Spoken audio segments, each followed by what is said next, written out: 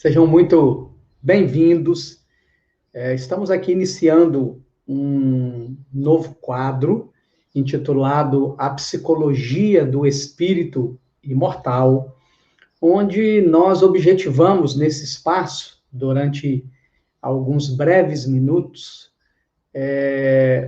tecer comentários, fazer aqui uma tentativa de ligação entre a ciência e a religião, falando dentro da área da psicanálise, da psicologia, da psiquiatria, dos inúmeros transtornos que acometem o ser humano, como isso é visto do ponto de vista da ciência, como isso é visto do ponto de vista da psicologia, como isso é visto do ponto de vista da doutrina espírita.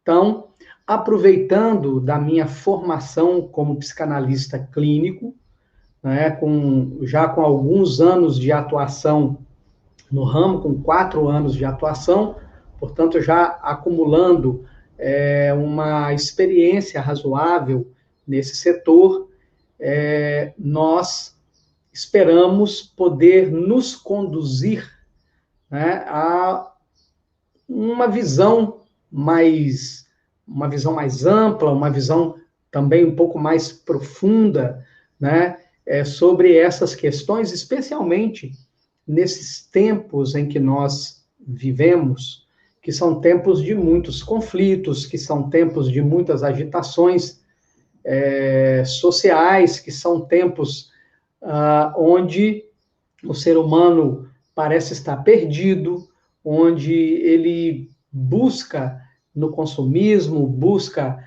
nas regras sociais, de alguma maneira se satisfazer, de alguma maneira se autorrealizar, e por não conseguir alcançar esses objetivos, ele acaba produzindo em si aquilo que se chama de psicossomática, né?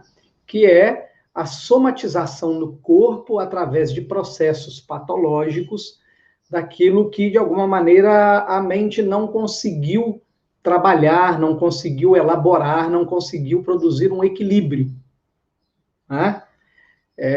Então, esse espaço, que é um espaço que nos foi cedido no canal do querido amigo Rossano Sobrinho, que vai ser como uma espécie de uma coluna, né, onde a cada encontro nós vamos fazer abordagens pertinentes a isso. Hoje estamos aqui fazendo uma breve introdução, né? Então, toda semana nós vamos trazer um conteúdo para refletirmos juntos, sempre com esse objetivo, o objetivo de produzir esclarecimentos, o objetivo de levar conhecimento, o objetivo de facilitar, de alguma maneira, a convivência, especialmente com aqueles que na nossa família ou no nosso círculo de convivências acabam manifestando esse tipo de problema e muitas vezes são mal compreendidos e, portanto, não são acolhidos devidamente, né, produzindo muitas vezes no seio das famílias aonde estão problemas mais amplos e graves, porque as pessoas não se dão conta, não perceberam ainda que quando um membro da família, por exemplo, desenvolve o transtorno de humor da depressão, toda a família adoece junto. Quando um membro da família desenvolve a síndrome do pânico, toda a família adoece junto, né? Porque aquela pessoa doente, ela, de alguma maneira, impõe, não porque ela quer, mas ela acaba impondo que o regime da casa, o regime de funcionamento da casa, de alguma maneira, ele sofra uma mudança, né? Então, ou seja, se nós aprendermos a olhar de maneira correta, compreendendo exatamente o que se passa, e óbvio que o objetivo aqui não é levar a coisa a detalhes técnicos, porque isso foge do escopo do programa, né, dessa coluna. Então, não tem esse objetivo de descer a detalhes técnicos, mas sim o de fornecer informações, o de poder, de alguma maneira, ajudar a quem convive com pessoas que manifestam dores emocionais e transtornos psíquicos, uma convivência mais amorável, uma convivência mais fraterna, uma convivência mais amigável, né? De maneira que, assim, nós possamos, de alguma forma, contribuir para uma sociedade melhor, uma sociedade onde os seus membros realmente cuidem uns dos outros, né? Uma sociedade que não despreze mais aqueles que se enfermam durante a sua trajetória, né? Uma sociedade que consiga dialogar com esses enfermos sem achar que é frescura, sem achar que isso apenas está chamando atenção, né? Sem achar que é fraqueza, mas é uma das tantas ocorrências a que os seres humanos estão sujeitos, especialmente em tempos como estes em que nós estamos vivendo, os tempos da transição planetária, né? Tempos onde os medos estão exacerbados, as incertezas, as inseguranças, né? Estão todos aí no nosso cardápio, em cima da nossa mesa, nos convidando a uma reflexão mais ampla e profunda sobre eles, né? No início da nossa fala, nós dissemos que nós vamos buscar um diálogo entre a ciência e a religião, de maneira que aonde uma pare, a outra avance, explicando os porquês. Dentro desse sentido, a ideia dessa coluna, desse programa, é trazer textos da medicina, textos da psiquiatria, textos da doutrina espírita, textos da série psicológica Joana de Ângeles, textos do Emmanuel, de maneira que, juntando todos esses conteúdos, nós possamos formar uma consciência mais crítica, possamos formar uma consciência mais esclarecida, para nos tratarmos mais amorosamente, para sermos, de alguma maneira, uma porta de entendimento para aqueles que são ainda tão incompreendidos, né? Nessa sociedade imediatista em que nós vivemos. E então nós vamos trazer, primeiramente aqui, hoje nós vamos trabalhar como introdução à coluna 2 textos do Emmanuel. O primeiro texto está no livro O Consolador, e está logo na questão número 1, ciência. Então é dirigida a seguinte pergunta a Emmanuel: tem o Espiritismo absoluta necessidade da ciência terrestre? E o benfeitor espiritual responde: essa necessidade de modo algum pode ser absoluta. O concurso científico é sempre útil quando oriundo da consciência esclarecida e da sinceridade do coração. Importa considerar, todavia, que a ciência do mundo, se não deseja continuar no papel de comparsa da tirania e da destruição, tem absoluta necessidade do espiritismo, cuja finalidade divina é a iluminação dos sentimentos na sagrada melhoria das características morais do homem. Vejam bem, meus amigos e amigas, não sei se alguns de vocês que vão nos assistir já tiveram, por razões óbvias, de estarem presentes num centro cirúrgico. Eu, por exemplo, já passei por essa experiência. No ano de 2015, em junho de 2015, eu sofri um acidente, eu estava numa moto, bati de frente com um carro, graças a Deus, nem eu nem o carro estávamos em alta velocidade, estávamos, ao contrário, bem devagar, mas acabei fraturando o fêmur, né? Isso foi no mês de junho de 2015, foi numa terça-feira, Foi numa terça-feira. E então, na quinta-feira, eu dei entrada no centro cirúrgico para colocar uma haste de titânio dentro do fêmur da perna esquerda. E aí posso relatar para vocês, com toda clareza, isso que o Emmanuel está dizendo no texto, né? A importância com a pessoa humana é mínima, né? Não há nenhuma consideração no sentido de que o indivíduo está ali a primeira vez, ele não entende absolutamente nada do que lhe vai acontecer, ele sabe muito por alto que existem riscos, mas ele de fato não cogita que esses riscos vão se materializar, se concretizar, acontecer exatamente com ele, né? E ele está sozinho, porque a maioria das pessoas do centro cirúrgico são desconhecidas dele, então ele se sente sozinho, ainda que ele esteja cercado de pessoas, e essas pessoas que estão ali estão falando de futebol, estão falando de política, estão falando de economia, estão falando da balada, né? Estão falando de como se embebedaram, estão fofocando, quem ficou com quem está traindo quem.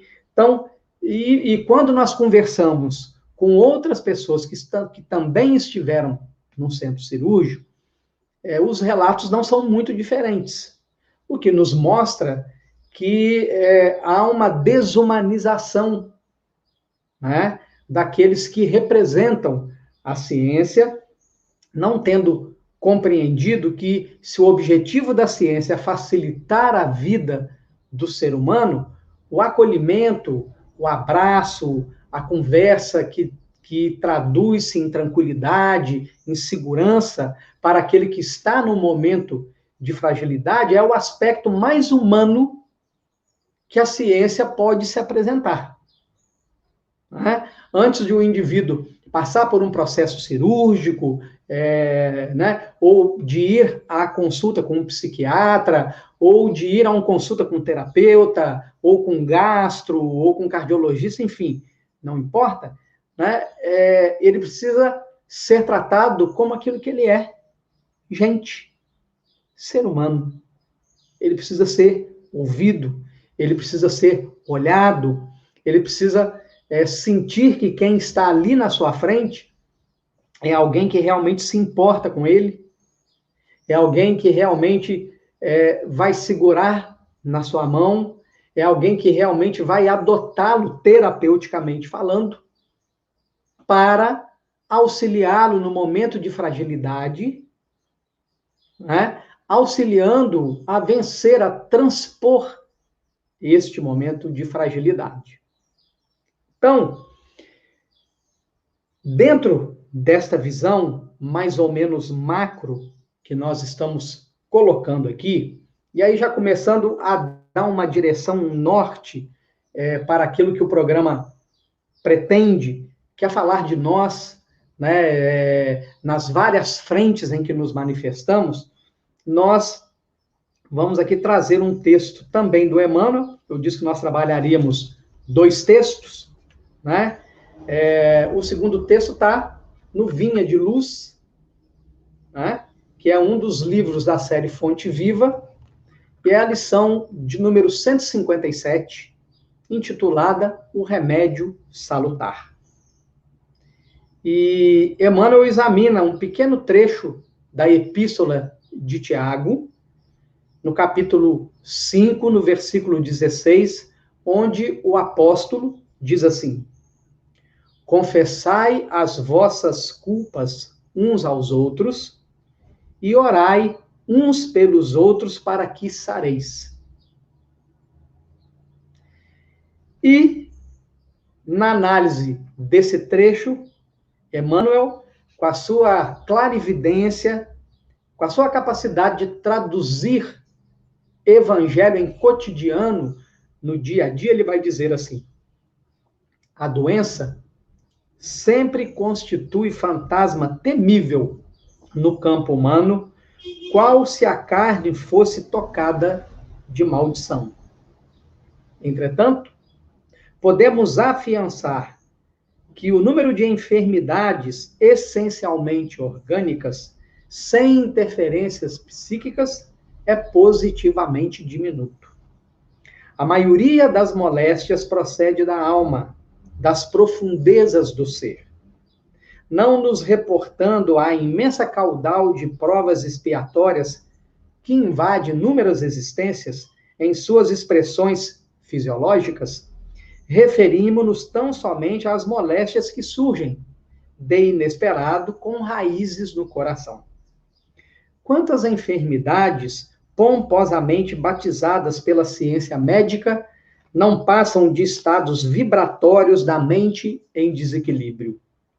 Qualquer desarmonia interior atacará naturalmente o organismo em sua zona vulnerável. Experimentar-lhe-á os efeitos no fígado, outros nos rins e ainda outro no próprio sangue. Em tese, todas as manifestações mórbidas se reduzem a desequilíbrio.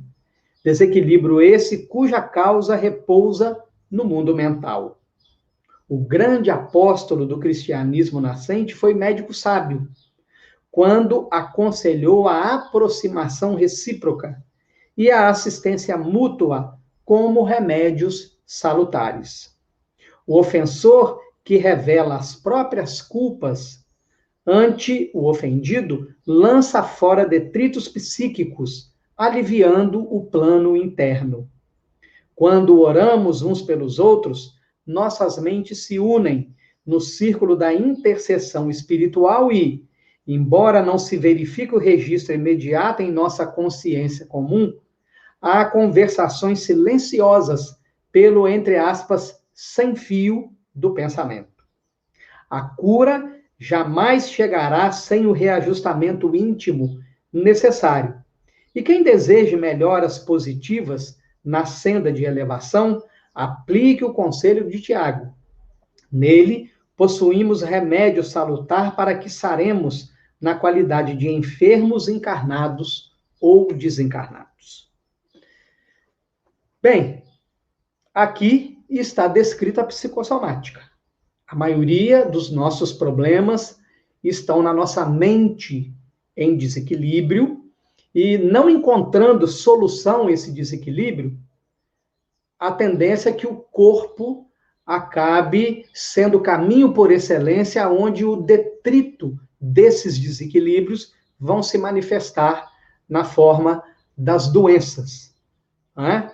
É assim que, entendendo todos os movimentos existentes na nossa psique, né, tanto aquilo que vem do inconsciente encontra resistência no inconsciente, aquilo que nós idealizamos e não conseguimos materializar na vida objetiva, aquilo que vem das nossas emoções, mas encontra um impedimento nas regras sociais, né? O que nós trazemos das vidas passadas, a influência que nós sofremos do mundo invisível, ou seja, reunindo todos esses elementos.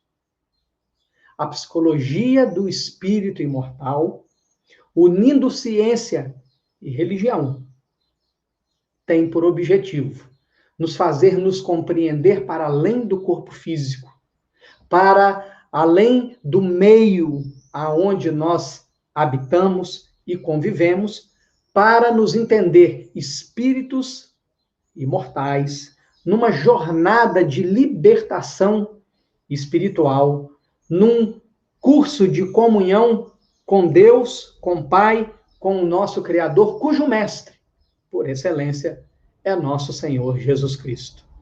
Espero que esse primeiro programa tenha agradado, que vocês possam ter gostado e semana que vem estaremos de volta com mais um quadro.